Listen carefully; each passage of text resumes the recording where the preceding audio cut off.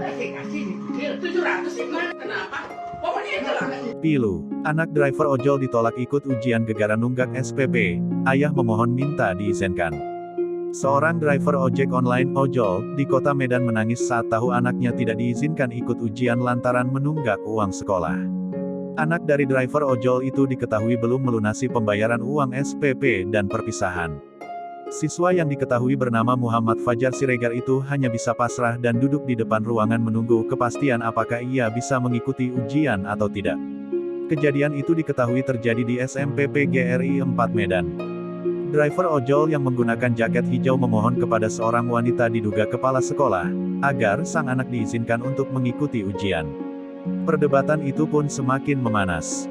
Sang guru kemudian mempertanyakan bantuan yang pernah diberikan sekolah.